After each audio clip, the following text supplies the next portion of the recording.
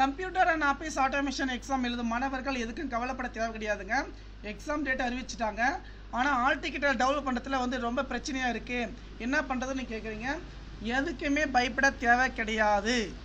ஓகேங்களா. நமக்கான all ticket bonafide certificate எல்லாம் ரிலீஸ் பண்ணிட்டாங்க. இப்போ ஒரு 3 முக்கியமான விஷயம் நான் சொல்லிக்கிறேன். எதுக்குமே இனிமேல் பயப்படக்கூடாது. நமக்கான 14-15 பார்த்தீங்கன்னா சாட்டர்டே சனிக்கிழமை வந்து பார்த்திங்கன்னா தியரி எக்ஸாம் ஸ்டார்ட் ஆகுது. அது முடிஞ்ச உடனே அதுக்கு முன்னாடி வந்து பார்த்திங்கன்னா நம்ம பண்ணணும், நம்ம ஃபஸ்ட்டு வந்து ஆல் டிக்கெட் டெவலப் பண்ணணும். ஆல் டிக்கெட்டை வந்து பார்த்திங்கன்னா நம்முடைய டேட் ஆஃப் பர்த், பேர், எக்ஸாம் சென்டர் எல்லாம் கரெக்டாக இருக்க பார்த்துக்குங்க.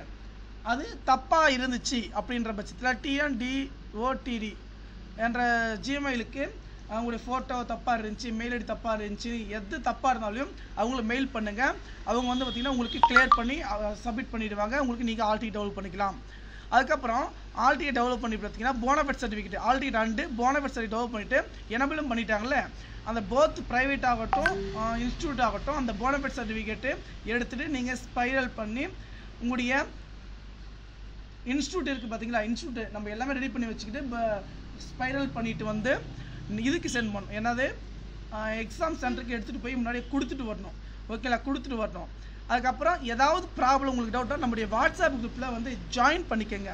நீங்கள் எதுக்கு வந்து கவலைப்படாதீங்க, ஜாயின் பண்ணிக்கோங்க. ஏன்னா நிறைய நண்பர்கள் பார்த்தீங்கன்னா என்ன பண்ணுறது ஏது பண்ணுறது அப்படிலாம் நீங்கள் சொல்லிட்டு இருக்கீங்க. ஓகேங்களா, நண்பர்கள் அனைவருக்கும் பார்த்தீங்கன்னா தகவல் வந்து பார்த்தீங்கன்னா ஷேர் பண்ணுங்கள்.